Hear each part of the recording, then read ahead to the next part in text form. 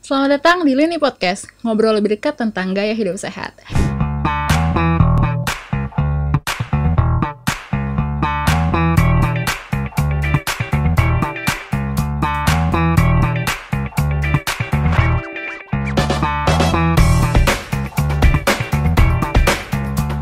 Halo sobat saya semuanya, kembali lagi bersama saya Suci Augina. Senang sekali bisa bertemu kembali bersama sobat saya semuanya.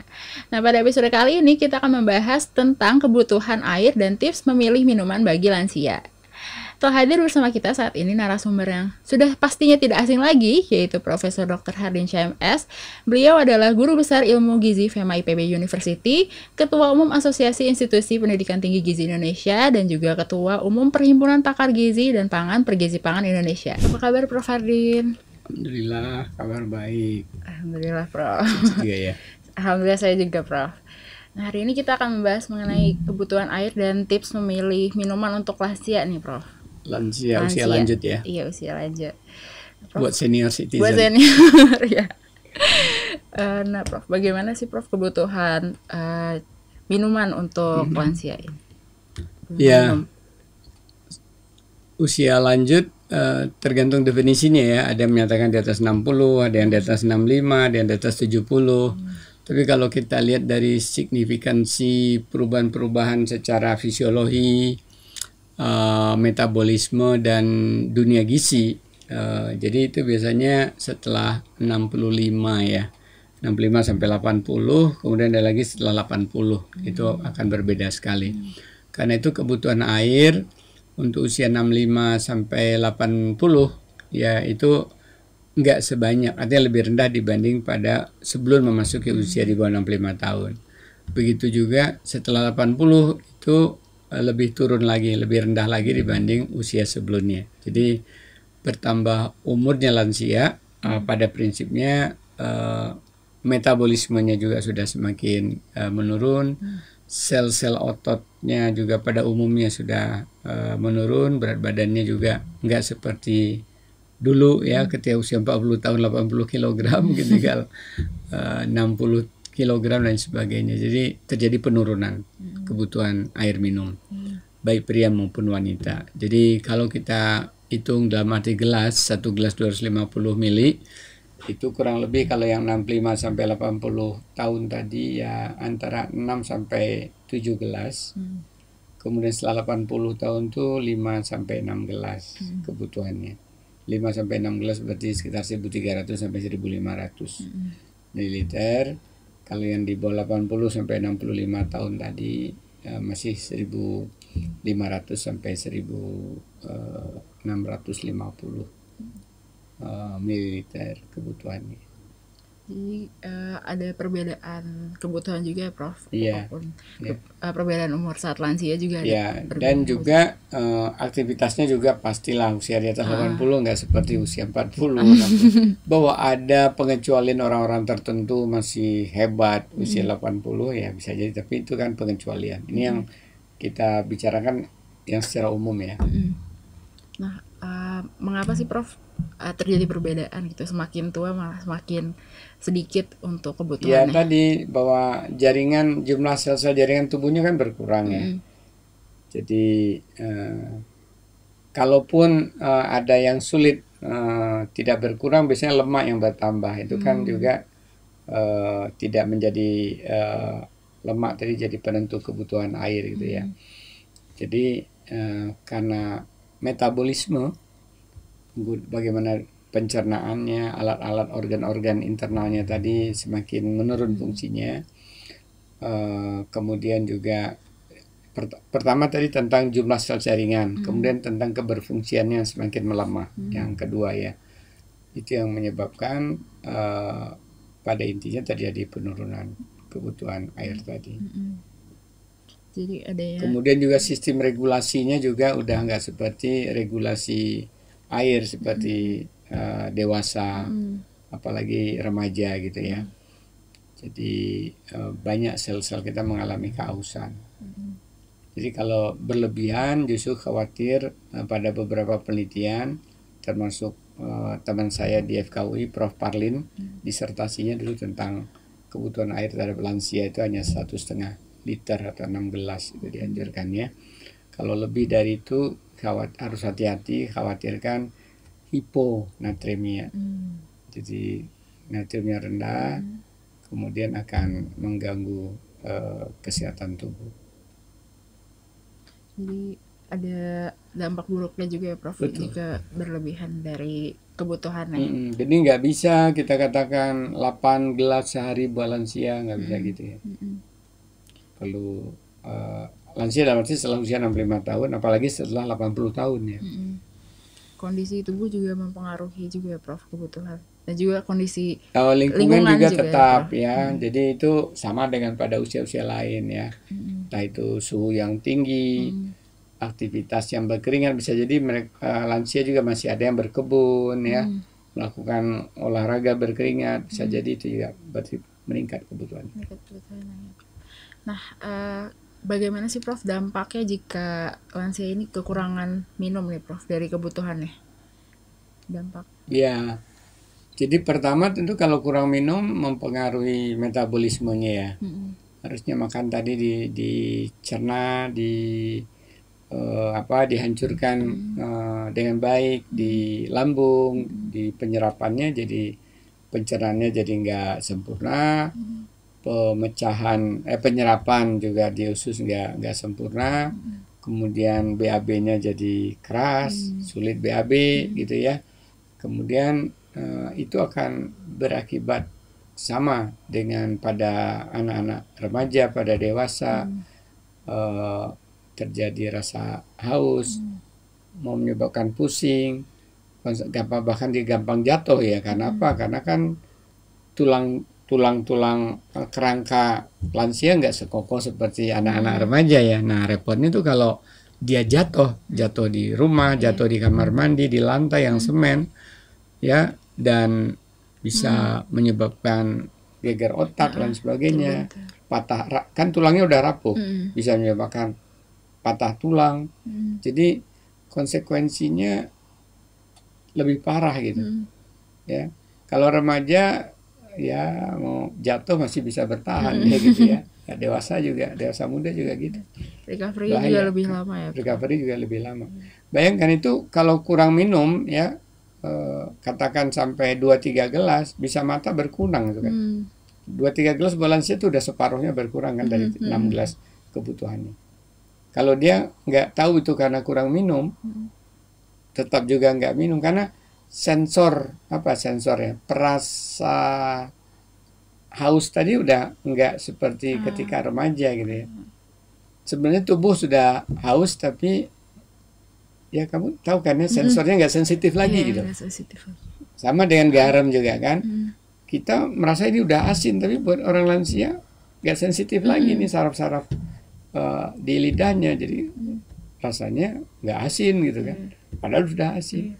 Karena tadi harusnya udah haus tapi kok nggak haus gitu. Jadi kalau bisa diingatkan juga ya Prof,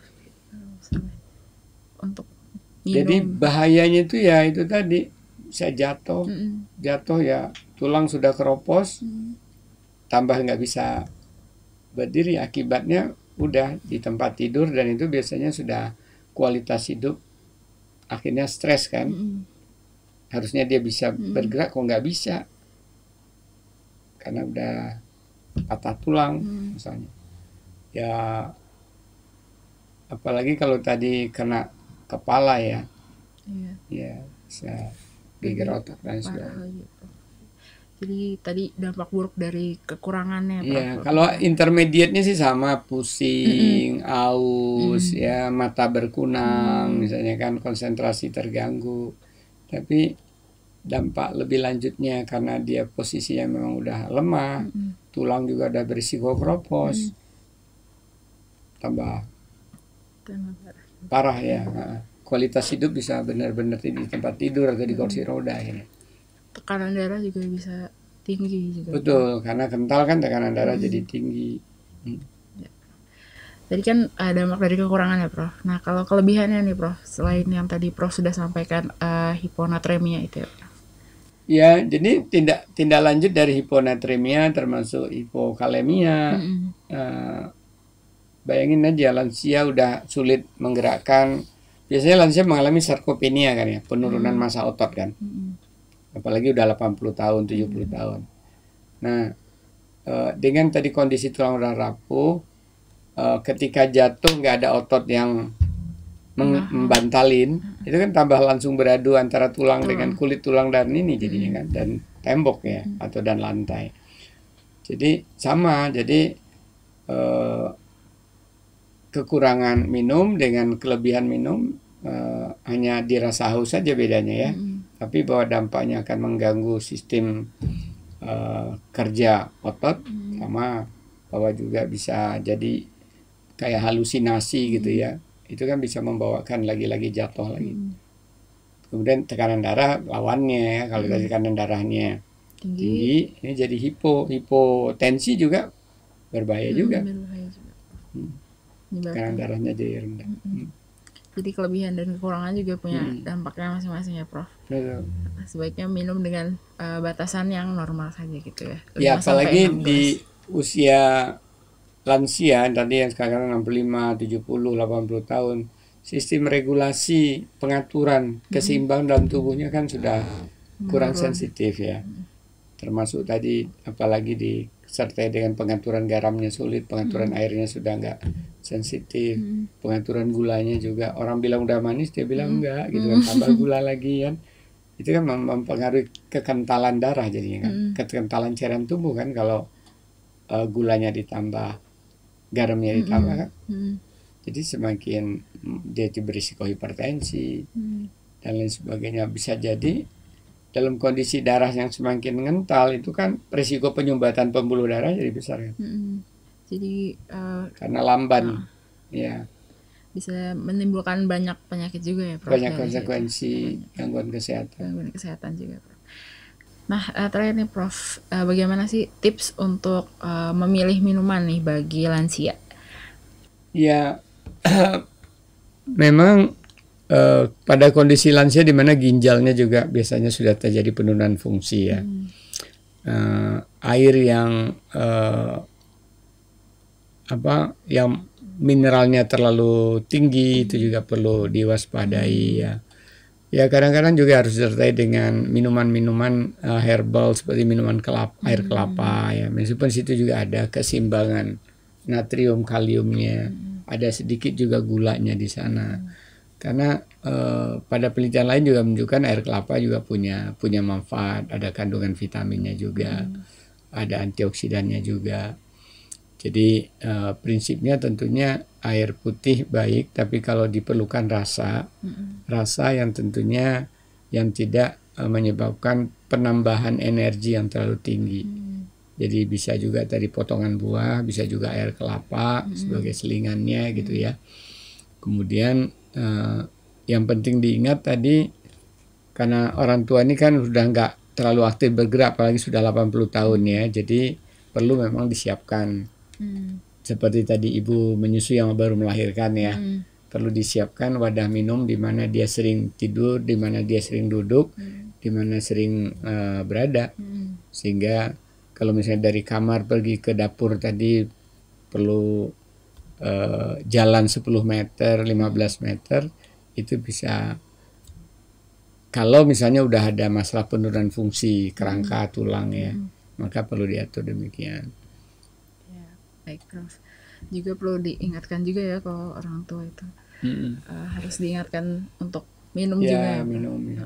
Dan kalau itu pakai gelasnya ada ukurannya, misalnya gelas besar nih setara dengan 4 gelas.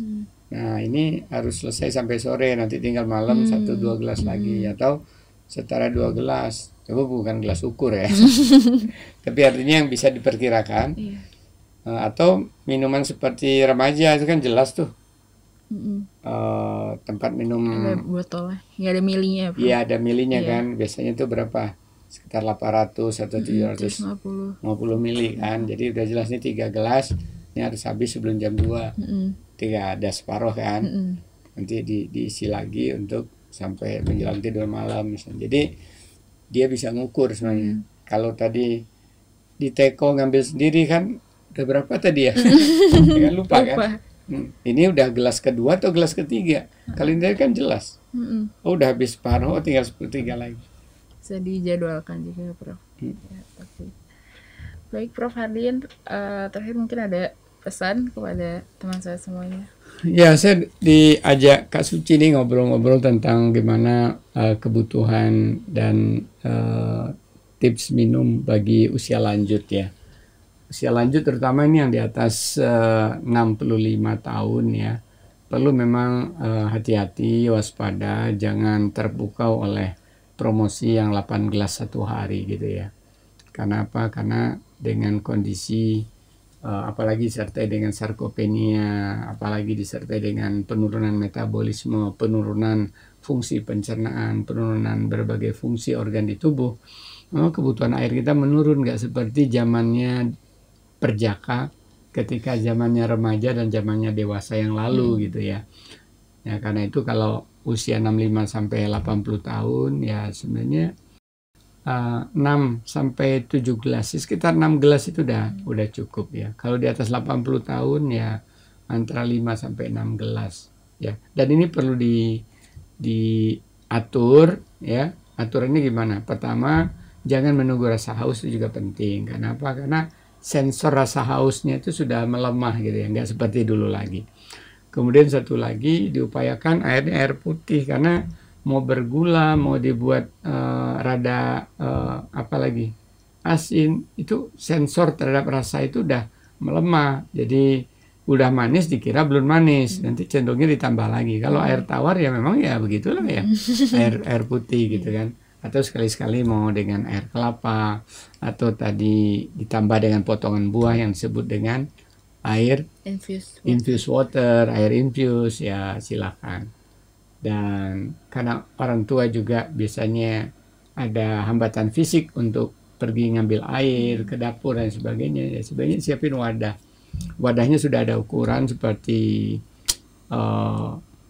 wadah-wadah minum yang keren sekarang gitu ya, dan 750 ml, yang katakanlah untuk 2 kali 750 ml harus disiapkan dekat di mana orang tua selalu lansia selalu duduk atau kamar tidurnya, sehingga ketika bangun, ketika selesai dari tempat duduknya, atau ketika ingin tidur mau minum tuh nggak jauh-jauh mengambil. Karena orang tua usia lansia apalagi dari 80 tahun tuh berisiko sekali keropos tulang, berisiko jatuh. Karena kalau dehidrasi kemudian terganggu pikirannya, lemah badannya, kemudian bahkan sampai berhalusinasi, bisa jatuh. Kalau otot lemah maka tulang berisiko jadi patah tulang karena udah sangat berisiko keropos. Apalagi kalau nanti kepala yang terhempas gitu ya. Kita berharap tentunya ya lansia Indonesia tetap sehat walafiat, bisa menjaga bagaimana mengatur minum yang baik. Iya, baik. Baik, Prof Hardin, terima kasih atas diskusi dan informasinya hari ini. Itulah tadi diskusi kita bareng Prof Hardin. Banyak banget nih manfaat dan juga informasi yang bisa saya dan Sobat Sehat dapatkan mengenai kebutuhan air dan tips memilih minuman bagi lansia. Sobat Sehat semuanya, jangan lupa untuk tetap ikutin ini podcast dan berbagai video informasi menarik lainnya terkait gaya hidup sehat di YouTube Lini Sehat. Tetap jaga kesehatan dimanapun Sobat Sehat berada. Stay safe and healthy. Sampai jumpa.